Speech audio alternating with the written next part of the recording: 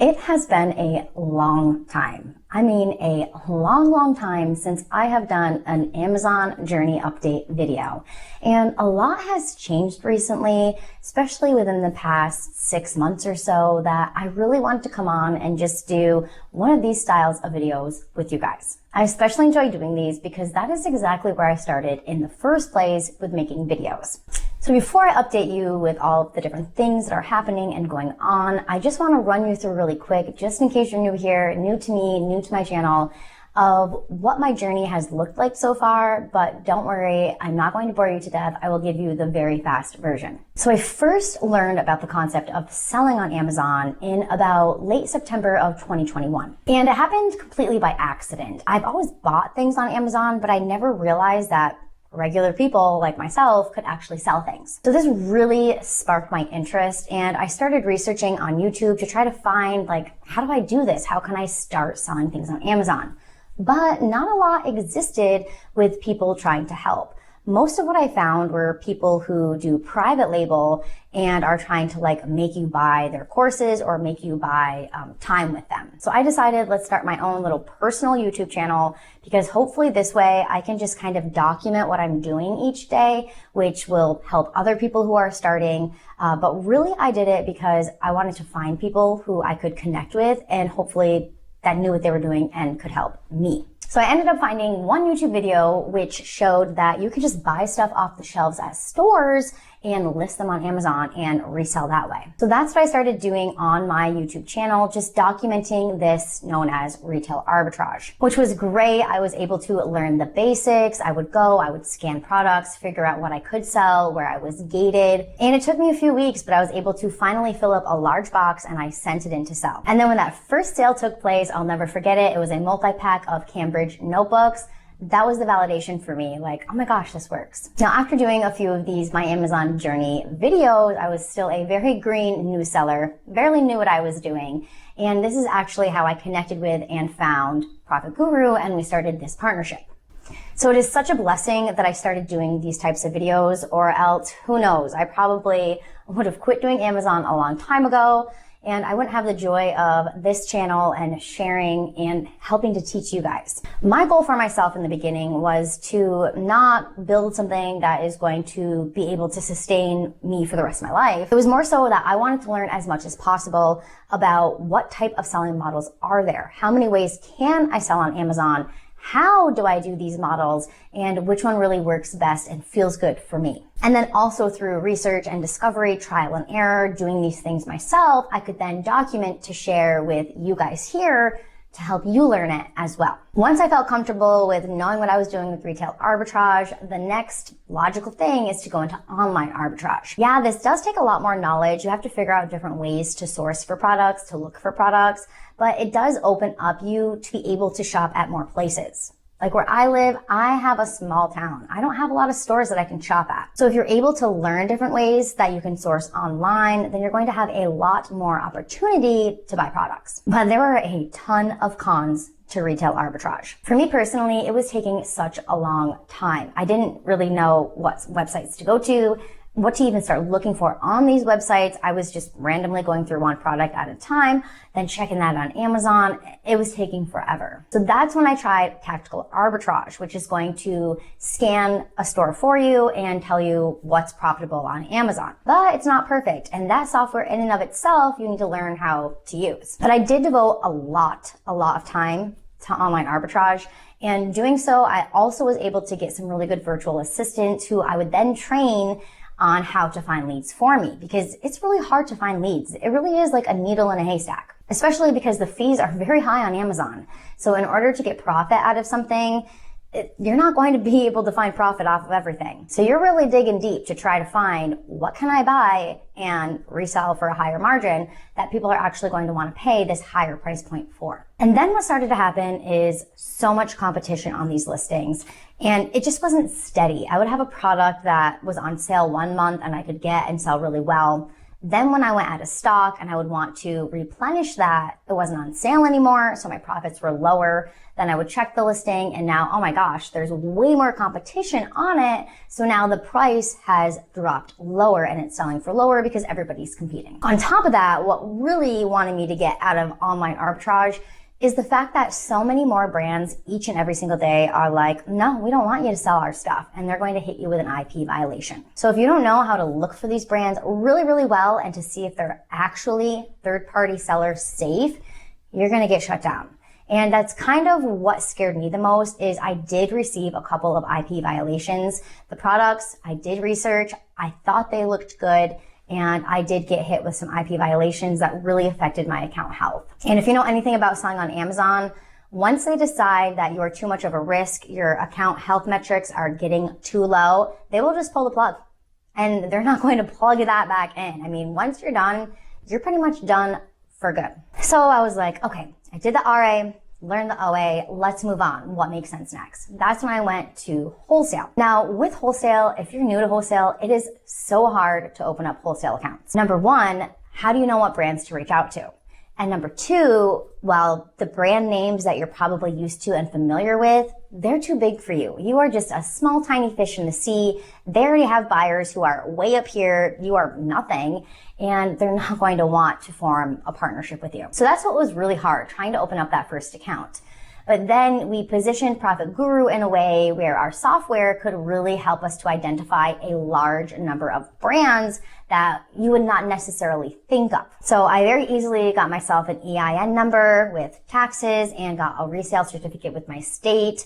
Then using ProfitGuru, I was able to find a ton of brands that I would just email and reach out to every single day, and I was able to open up some accounts. Now, a lot of brands, even these smaller-ish ones, they really limit their partnerships with Amazon sellers, which is actually a good thing. Because if these brands are selling to a ton of Amazon sellers, then you're going to have just as much competition on these wholesale listings as your arbitrage listing. So that is one good thing about wholesale. It is harder to get these products, so there's not as many sellers selling them, less competition. But the profit margins are also a lot lower. One of the accounts that I would order a lot from is called Deco Pack. So they sell like cake supplies, a lot of different sprinkles, stuff like that. So it was super easy. Sprinkles are pretty lightweight. And because it was wholesale, I only had like 3 or 4 competitors. Using ProfitGuru software, I was able to locate these people who I was competing with, and then finding them led me, using ProfitGuru software, to find other listings of products to sell. So we're all on the same listings. They already found the ones that sold well. I was just piggybacking off of them, which is a great strategy to do. This is something that you could definitely make a full-time job out of. So I don't want to be done with wholesale. But after learning how to do it, and then with the Deco Pack stuff, things just kind of went flat. The buy boxes weren't rotating very well, and even though there was less sellers, I found that they were still like competing. We would be within pennies of each other, and then the next day one of them would like penny drop again. I'm like, what? That's the point of wholesale, that you're more experienced sellers. We're not going to penny drop each other. Now I know the first 3 models, the last thing naturally is to try to venture into private label, which takes the most time, takes the most money, takes the most effort, takes the most everything. So it was something I was really dreading on doing. Product research is something that I know firsthand is super important, and that you don't just buy with your heart, you buy with what the data says is wanted. Where is there a gap in the market? Where can you jump in? What do customers want? I'm kind of an impulsive person. I got my heart set on a product idea, and I was like, yeah, you know what? I'm going to do it. I'm going to do it. I found a manufacturer. I'm just going to do it. And so I did. Well, I didn't know, because I'm still learning as I go. A lot of products require safety data sheets to be provided. If it's something that's going to be in your body, on your body, something like that, you have to have safety data sheets from your manufacturer that says exactly what's in the products, entire list. It's a lot. It's extensive. And the manufacturer I went through was just like making her stuff on her own. Like, she's a private business. So she's like, I don't have safety data sheets. So that made hundreds and hundreds of dollars of inventory and hundreds of units get disposed. But it was certainly a learning experience. And if I wouldn't have gone through that, I wouldn't know about that risk and would be able to share it with you guys. So lastly, what I've been doing most recently is building bundles. So I do have a trademark. I have that registered with Amazon. And what I'm doing is using my wholesale, putting bundles together of products that make sense, but then adding a piece to it that's like the private label piece that nobody else can reproduce.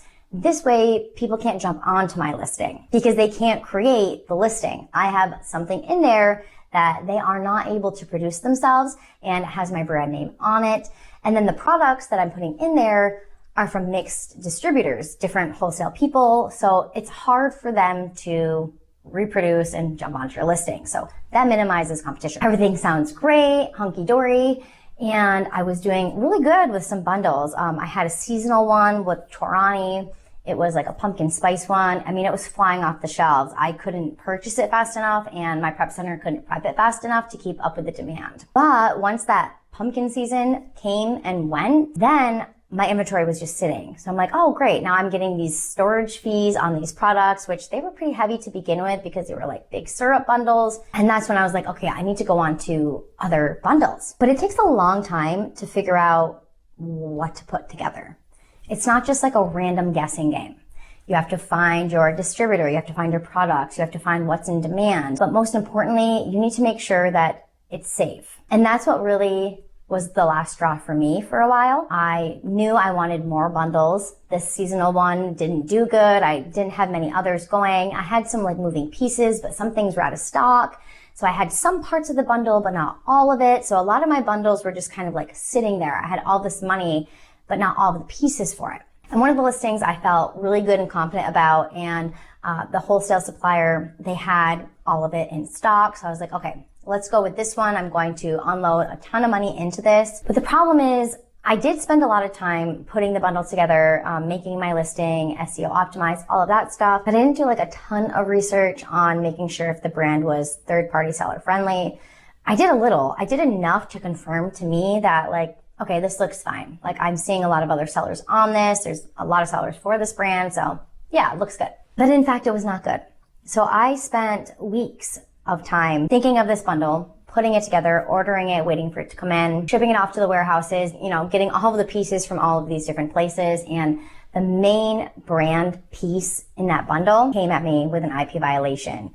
And it was shut down within the first week. I think I sold maybe a dozen, maybe not even, a dozen max of the units. And then they came at me and were like, no, you don't have authorization to sell this brand. And then I was just stuck. I had a lot invested in them. And then in order to get them returned to me, I would have had to pay even more in shipping. And it wasn't a product that I wanted to have a surplus of. The brand was Ghirardelli. And it wasn't something where I wanted hundreds and hundreds of units of this. So I just let it go. It just got disposed. And that's what made me think, okay, I just need to be done. And this was in about December, January-ish maybe. And the reason why I decided like, okay, we just need to chill is because I found out that the two biggest things that will determine if you're successful or not on Amazon. And 100% it is going to be your motivation and your dedication. Selling on Amazon is not passive. It is definitely a huge investment, not only of your money, but also of your time. And I've had months that were great months. And I've had other months that were awful months. But what the key factor is, those months that are great, it's because you're investing more time into them. So for me, the biggest constraint for being successful is really time. I personally am a wicked procrastinator. I have been my entire life, like literally. I remember as young as elementary school, I would have something due and it'd be like a big project. So they'd give you a while to do it. And I don't start it until it's like, holy crap. Like, if I don't start it this very minute, it's not going to get done. It's not going to get done. And I know this about myself. I've always known this about myself. And even though I tell myself like, come on, you're a procrastinator. Like, just don't do it. Just do what you're supposed to do. I still can't do it. So then this leads me to want to research why. Why can't I just do something? Why do I procrastinate so bad? Because that's what I've really been doing. I mean, I know everybody has stuff going on. I know everybody's busy, but I felt like I had so much to do that I would just think of, okay, like what do I have to do like right now? We're not going to think about the future. We're not going to plan ahead. We're just going to be like, okay, right now, what needs to be done at this very moment is this, and the other stuff, just not going to think about till I have to think about. So that led to me like never leaving much time to think about Amazon and my bundles and really putting the time needed into it. And that's why I was making these careless mistakes, like not checking thoroughly to make sure that the brands were actually going to allow me to sell their products. And I learned through my research that it is a very human tendency to avoid unpleasant feelings and that we naturally will delay activities that are going to cause us stress. But in doing so, it's funny because we're actually experiencing more stress when we actually have to confront the issue last minute. But at the same time, it's like an adrenaline rush. It's always been that way for me. Like, I remember in high school, you have a homework assignment done, and I'm probably finishing that assignment in the class before the class that it's due in. And I'm still that way in life. I'll get things done, but it's like, I'm not going to think about it till I have to think about it. I'm just going to kind of avoid any stress and just going to deal with what's right here in front of me, but I'll get everything done, but it's going to be last minute. And I know that probably sounds stupid, but I have the type of brain where I literally cannot plan ahead. I'm a teacher and I don't make lesson plans. I physically can't.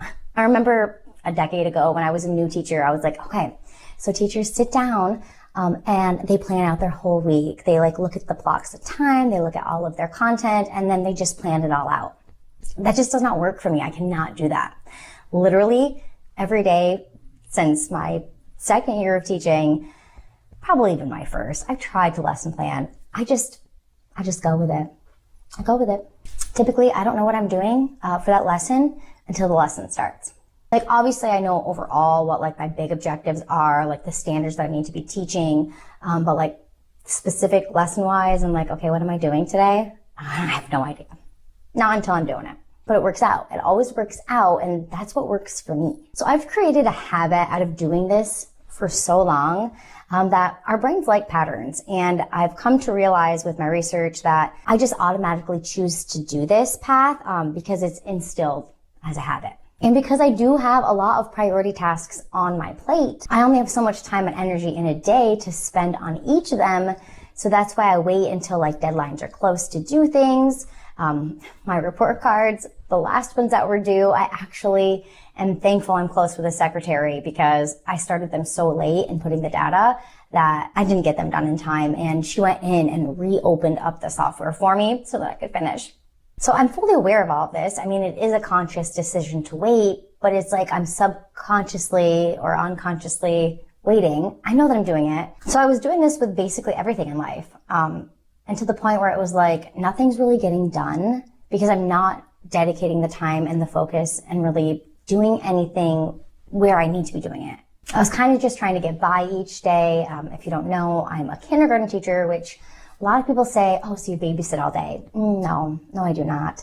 It's not babysitting. Kindergarten's a lot different now than when we went to kindergarten. These kids come in not knowing, most of them, their letters, what a letter is versus a number.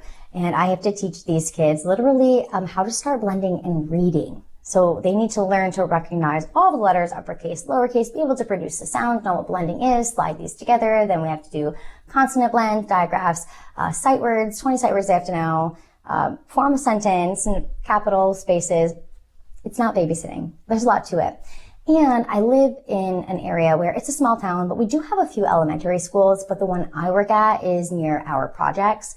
So we have the lowest income families in our community. So with this, a lot of these kids come in not having as rich experiences, as rich vocabulary as the kids who are from the wealthier areas. And so that right there poses as a different learning element. But the biggest element is these kids can't learn if their basic needs are not met. So I have 5-year-olds. They can't start learning unless their basic needs are met. They want to know that they're safe. They want to know that they're secure. They want to know that they're loved, that they're taken care of. They need to be warm. They need to be clean. They need to be fed. These kids spend more time with me than they do with their own mother, most of them. So that's the first and foremost role that I found with kindergarten, doing it for the past 2 years. And that's really what has changed my stuff with Amazon. Hello. Hi. I don't know specifically yet. I've just been working on project stuff. Okay. Because I don't know what the weather's going to be. Right. Oh, wow. Okay. Alrighty then. Bye.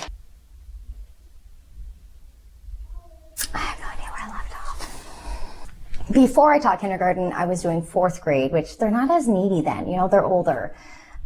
So it didn't really stress me out as much. But now, starting last year, when I first took over the classroom, it was just crazy. There was just so much going on at all times. So many needs, but then the curriculum where I also need to get them to a certain level. Then I get home, I have my own 3 kids, and I was just like burnt out. I was stressed out. I still need to clean my house. I need to get dinner going. And it was just really priorities at that point because going to work is a non-negotiable. And then when I get home, I have to make dinner for my family. And now I only have like a little bit of time. So I'm like, okay, what am I going to do with that time? And what's more important to me, building my Amazon catalog or keeping the ProfitGuru channel going? And that was raised up more. So I would spend more time making sure to do the content and be there than I was researching really well my brands. And I was just getting burnt out from it all. My kids felt like I wasn't spending enough time with them. I wasn't playing with them like I used to. My husband felt like I wasn't spending enough time with him. And it was just the point where the motivation and dedication to make sure I had good listings was not highest up on the priority list. And if you're not making it high up on the priority list and giving it the time that it needs, and you're just making listings that aren't of great quality, like that last one I did, I lost a lot on. So that's where I am right now. I just decided the past couple months, all right, I'm not going to focus on the bundles, just sell through what's selling right now. I'm not going to replenish them. I can't look at them right now. Because what happened is I actually found out probably like 6 months ago that I have stress-induced hypertension. We're talking about a blood pressure that runs consistently about 152 over 112. So realizing that was when I was like, okay, I just need to figure out my health for a little bit. I need to figure out like how to get my blood pressure under control. So that was going to a lot of appointments, tracking, doing my blood pressure all the time, logging it, raising the dose. And so finally, I feel like that's good. We're getting there with that. And now I really need to address my focus and procrastination because it reminds me of that Einstein quote where insanity, the definition of insanity is doing the same thing on repeat and expecting different results. And that's what I do because it's what I'm comfortable with. It's my habit. I want to start building more in my catalog and I want it to be done right. And I'm so excited that school is almost done because I won't have any of that stress. I won't have the kids there. I will be a lot less stressed to just focus on this. But I know that I need to be very mindful of it. And really what I found with doing research is that the best thing is going to be to write down reasons why I postpone specific activities. And then for each reason, at least 2 things to remove that barrier. Like what can make that barrier gone? So there's a lot of metacognition here, which I love anyways, thinking about thinking. But really holding myself accountable to that thinking and not just thinking about it and letting it fly out. Really writing down my plans and my objectives. What do I need to work on in a day? Because that's the type of person I am. I'm visual. And if I just tell myself in my brain, I've got all these things to do, well, I'll get them done. I'll do it here and there. I'll jump to this, jump to this, jump to this. It doesn't work. So after writing down what I need to get done, if I did not stick to my plan, then my next action is to say, what was the reason why? Why does everyone keep interrupting me? Called you, told me to ask you. Yeah, I just got off the phone with her for like 5 minutes and started again. See what I mean? No one ever leaves me alone. And this is part of the stress too.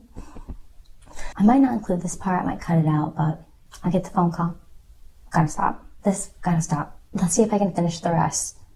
Just like uninterrupted. So if I don't stick with my plan for the day, I need to figure out like what was the reason why? Why did I do something else? And in fact, was that the better choice? And if it wasn't the better choice, to then determine how to avoid doing this again and really looking back at that list that I made of what can I do to remove the barriers. So my next plan of attack is definitely to utilize Canva. I love Canva so much. They have so many templates done that are so nice and neat. And really all I need to do is look for something that's going to help me to plan my day, plan my months, plan the weeks, and find those templates. Here's a really nice one right here for the days all I need to do is duplicate the pages here. And now I can fill one out for each day of the week. And I think this is really going to help to hold myself to a schedule, which is clearly what me as a person I need. This one looks really nice because I can list the priorities for each day so I can see exactly what I need to focus on. So really, I need to rebuild my catalog. I have just let everything sell through. All of my wholesale products, they sold through. All of my bundles, they sold through. And now I feel like a phoenix rising from the ashes. That sounds so weird. But I recognize that I need to have the energy, the time, and not all the stress to be able to build what I want to build the right way. And summer break is the perfect month for that, and it is go time. I'm completely focused on it. I've done the research to figure out how to be better at it, how to really prioritize things, and I'm very excited to come back to you with the next update and let you know how it all went. Thank you so much for listening to my TED Talk. If you're not already, subscribe to my Profit Guru channel because I'm here every single week. It is one of my favorite things to do. Even though I feel like I just complained about it, I really wasn't complaining about this. It's the fact that I am not good at starting activities. So to start filming, to actually get up in my recording area and the process of starting it, I just can't do it. I have no motivation to. But once I start and I'm doing it, I love it. It's great. So I'm going to work on that stuff, combating that and figuring out how to just get better at the starting part, the starting phase. That's really where I lack. This has been fun to just talk openly, not in a teaching way, but just to hang out and let you guys know exactly what's going on. I hope you enjoyed it. If you did, please like this video. Again, subscribe to the channel, and I will definitely be seeing you next week. That's all for this one.